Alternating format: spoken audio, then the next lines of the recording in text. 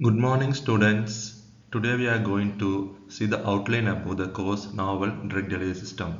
So it includes various targeted, extended, controlled, and sustained drug delivery system. The course consists of 5 chapters. The course code is C704 and it consists of 5 chapters. The course outcome of the chapter 1 is to apply the formulation principles involved in developing controlled release drug delivery system and polymers used in the formulation. Chapter number 2 learn the various approaches to develop and evaluate mucosal and implantable drug delivery system. Chapter number 3 explain the criteria for selecting the permeation enhancers for the development of transdermal drug delivery system. Chapter number 4 discuss the various methods for formulating gastroretentive nasopulmonary drug delivery system and its characterization. The course outcome for the chapter 5 is to learn the concept and applications of various targeted drug delivery system.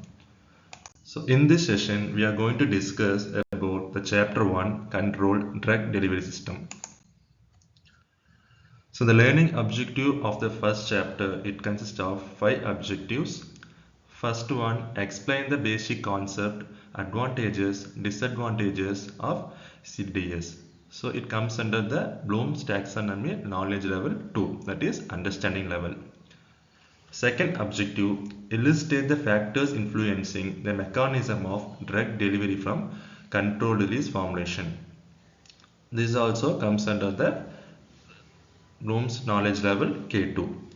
Third objective, discuss the various approaches to design controlled drug delivery system based upon diffusion, dissolution and ion exchange principle. So it comes to the higher order thinking knowledge level K6, that is create. Fourth objective, outline the physiochemical and biological approaches for controlled release formulation. It comes under knowledge level K2, that is understanding. Objective 5. Apply the criteria for selection of drugs and polymer. It comes under the Bloom's knowledge level K3 applying level.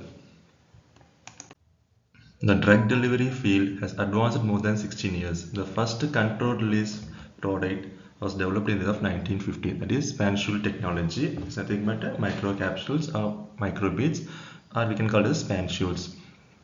So the controlled release formulation was developed to increase the patient compliance and convenience. So decades ago, it was common to take a drug 3 to 4 times a day by oral administration. So by converting into a controlled release formulation, we can reduce to twice a day or once a day formulation. That will have a drastic improvement in patient compliance and convenience. Controlled release formulation consists of a polymer. It can be natural or synthetic combined with the drug to formulate a controlled release formulation in a predetermined manner. Now coming to the advantage of controlled drug delivery system. In CDDS, we can reduce the dosing frequency as compared to the conventional system. It has enhanced efficacy with reduced side effects, more uniform effect, reduced fluctuation in plasma drug concentration, and maintain a steady state through the release. It interprets the movement of drug across the biological membrane and ensures a better understanding of drug transport method and increases safety margin of high potence drugs, especially narrow therapeutic index drugs like immunosuppressant drugs, improved patient convenience and compliance, reduce the total amount of drug administered, and avoidance of nighttime dosing, reducing the GI irritation and other dose related side effects, reduction in healthcare cost. And still there are some disadvantages in the controlled drug delivery system. And delay in onset of action, poor systemic bioavailability, possibility of dose dumping, dosage adjustment potentially reduced, first pass clearance potentially increased, high cost, and this technology is not suitable for all the drugs. Next, coming to selection of drug candidates. So based upon the physiochemical parameters, the drug candidate can be selected. First parameter, molecular weight and size. So preferably the drug should have less than 1000 daltons of molecular weight. And coming to solubility, the drug should have greater than 0.1 mg per ml of solubility in the pH range 1 to 7.8. And apparent partition coefficient should be high.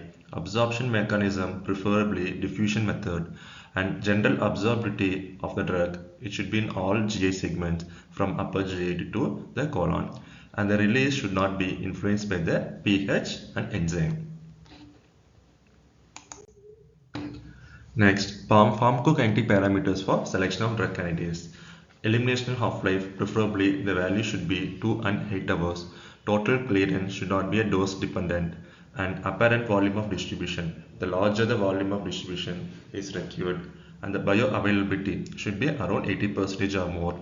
Absorption rate must be greater than the drug release, and therapeutic index preferably less than 3. So these are the certain physiochemical and pharmacokinetic parameters required before selecting the drug candidate for the formulation of controlled drug delivery system. Now coming to the various approaches to design CDDS formulation.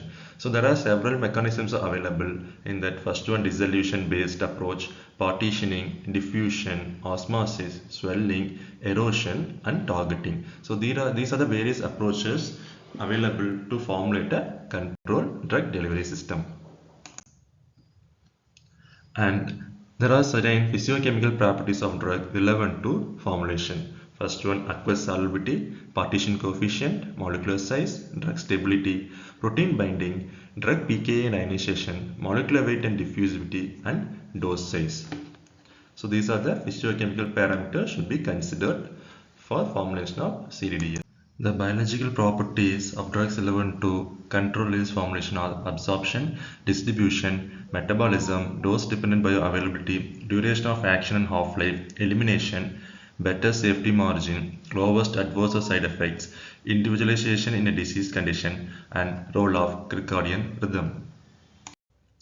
The outcome of the chapter is to develop a clinically useful formulation for patients with enhanced safety and efficacy, and this will solve the existing issues with the conventional drug delivery system. So these are the references, textbooks, reference books, and the YouTube links for your reference. Thank you.